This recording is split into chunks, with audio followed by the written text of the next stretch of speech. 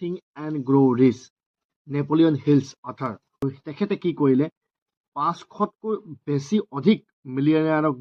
deeply study কৰাৰ পিছত এইখন কিতাপ তেখেতে উলিয়াইছে ইচ্ছা শক্তি বাৰ্নিং ডিজায়াৰ মানে এনেকুৱা নহয় যে আপুনি 2-3টা মটিভেশ্যন ভিডিঅ' চালে অলপ সময় পুৰা একদম এনাৰ্জিত আহি গ'ল তাৰপিছত আকৌ ঠাণ্ডা পৰি গ'ল ইয়াত ব্ৰাঞ্চ আৰু এডিশ্যনৰ যদি আপুনি কাহিনীটো চাই তাত এটা এনেকুৱা ইচ্ছা শক্তিৰ বিষয়ে লিখা আছে যিটো হয়তো আপুনি লক্ষ্যটো পাব নহ'লে ডু এণ্ড ডাই বুলি যিটো ইংলিছত কোৱা হয় কথা হৈছে ফেইথ মানে বিশ্বাস এগৰাকী সৰু ছোৱালী আৰু এজন মেনেজাৰৰ কথা তাত লিখা আছে যেতিয়া মাকৰ গা ভাল নহওঁতে ছোৱালীজনীয়ে পইচা বিচাৰি আহিছিলে মেনেজাৰৰ ওচৰলৈ মেনেজাৰটো খেদাৰ পিছতো তাই নগ'ল এখোজো পিছলৈ নাহিলে আৰু সেইটোৱে হৈছে বিশ্বাস য'ত তেখেতে মেনেজাৰৰ পৰা পইচা ল'বৰ কাৰণে সক্ষম হৈছিলে যদি আপুনি কিতাপখন পঢ়া নাই বা পঢ়ি চাব তেতিয়া আপুনি ভালদৰে বুজি পাব আত্মসুঝাও অটো ছাজেশ্যন চাওক আমি আমাৰ বিষয়ে যেনেকৈ ভাবোঁ যেনেকুৱা চিন্তা কৰোঁ তেনেকৈ আমাৰ লাইফত হৈ যায় সকলোবোৰ গতিকেলৈ